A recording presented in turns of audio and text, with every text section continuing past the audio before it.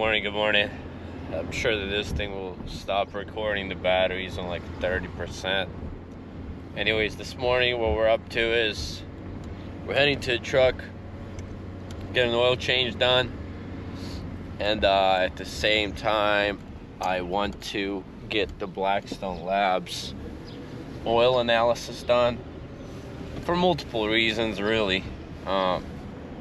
I'm hitting about 30,000 miles now on my new crate engine, so I just want to know how it's doing overall, as well as to have proof of showing to Freightliner that, you know, I've been doing my oil changes and my oil's been healthy, and as well as for the warranty, you know, if they say, oh, there was nothing wrong with it, so I can say, hey, no, there's been something wrong with it, you know. And because the Blackstone Labs can tell you if there's contaminants in the oil, if there's coolant in oil, if there's fuel in oil, everything, you know. So that's what the plan is today. Do that, as well as climb on the roof and fix our patch-up job, essentially, because when I was on the road this week, it was leaking a little bit, so I'm not sure why, where, how.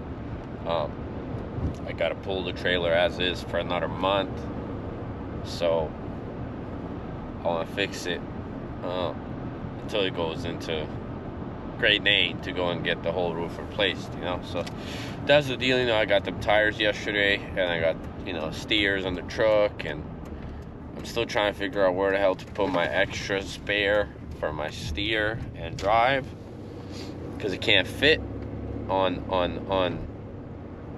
the tire rack that I have, because I left one tire on the rim, because I'm like, you know what, might as well leave it on the rim. And then I have an impact at home. I'll just start bringing on the road with me, you know. If I get a blowout or something on a trailer, I have a little I have a little Harbor Freight pump. It's a 20-ton pump. I can jack that thing up at a rest area or something, and then just throw on that spare. But that's already on the rim and already aired up, and I'll be good to go, you know, within 15 minutes or whatever, instead of waiting at Love's or waiting for roadside and things like that. So it'll definitely be nice. So that's the plan. But again, I don't have a rack to put the other spare on unless I want to get a second rack. So at this moment, I'm not sure what to do. But yeah, we'll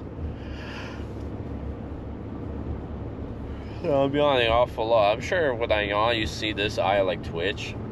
My Bell's palsy. When I had my Bell's palsy, it messed up some nerve there, and acts weird now when I yawn or something. Weird for sure, but hey, I'm thankful to be still normal after Bell's palsy, because some people do not come back to normality after that. So yeah, that's the plan. We're gonna keep on rolling, keep on driving, not trucking, and then we will catch you guys when we're there.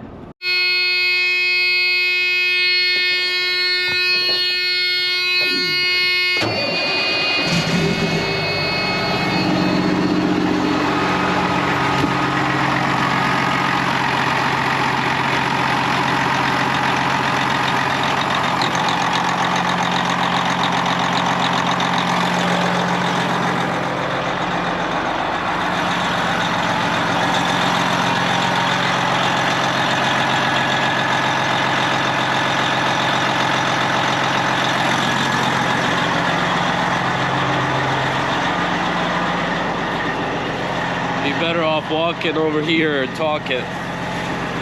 Fire the truck up so the oil recirculates, so when I grab a sample mid-pour, I got everything mixed up, number one. Number two, so the oil is warm so it can flow a little easier and drain a lot more. But yeah, that's the plan. All these tires are good, holding there. I think this one here is freaking I don't even know. I think the rim is bent or something. I don't know. We'll see. It was colder at my house than it is here. Well, these are good.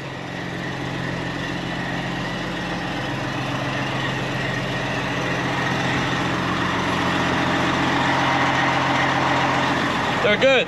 Let's let this thing warm up, change into some dirty clothes, and get to work.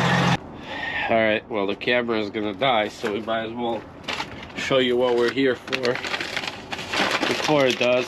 So Blackstone Labs sent you this, and get this bag.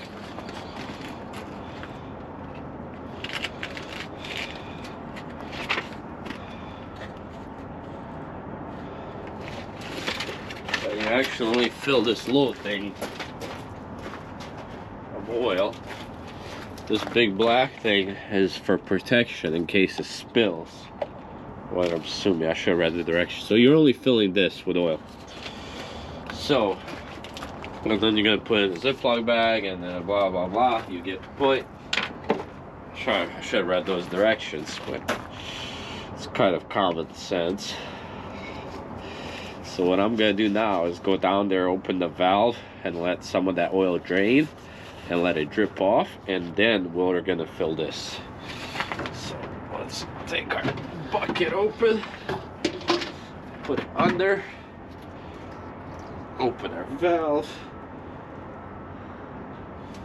All our oil is nice and flowing.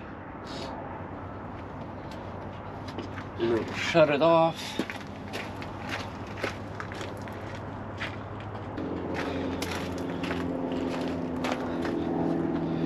To find the rag. I didn't have a rag. Wipe that off. Put our little bottle under there. Fill this thing up.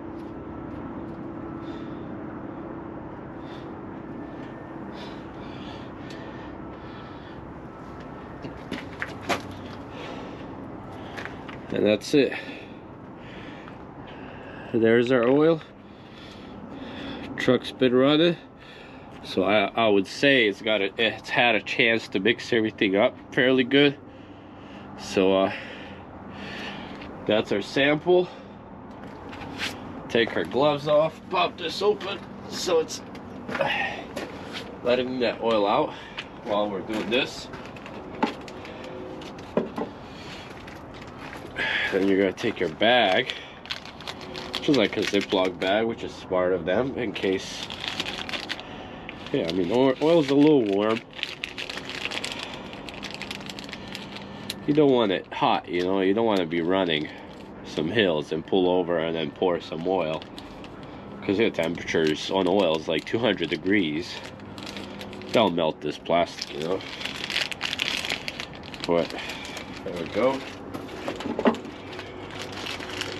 And then you go ahead and just throw it on in here. And then you go ahead and close this fella up as well. And then you put this in the bag that they sent you. And there's a paper there, I'm assuming, that you fill out, you know, how long it's been, how old this oil is. You know, in my case it's 15,000 miles. This is my 4th oil change since the new engine asks you, you know, what oil you've been using, you know, etc, etc. So that's the plan. We're gonna get that done. We're gonna finish draining this, do our oil change, hop on the roof, check that out again. Blackstone Labs. And I'm sure my camera is gonna die anyways, so instead of just letting it rudely interrupt, I'll just interrupt it myself. Catch you on the next one. Thanks for watching. I will post you on this once we do get the results. So I know some of you have been asking, you know, what resolved my issue, and I figured I'd start talking about this more in my videos, not just one video. Battery's about to die, excuse me, so let's make this quick. Before, I had a fuel water separator. I just changed the filter, that's why it's full. Before, this here was a primary and Detroit came with 2 metal ones, primary and secondary. If you're running an outside fuel water separator, you need to run a secondary, not a primary. So, you know, for some time I only had this, and now I finally installed a secondary there. And I got some new fuel lines from here and to here.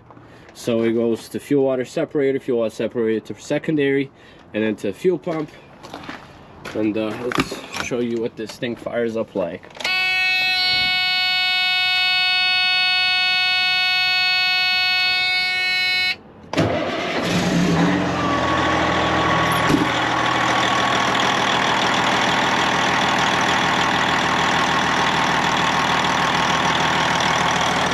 No sputtering there. Catch you on the next one.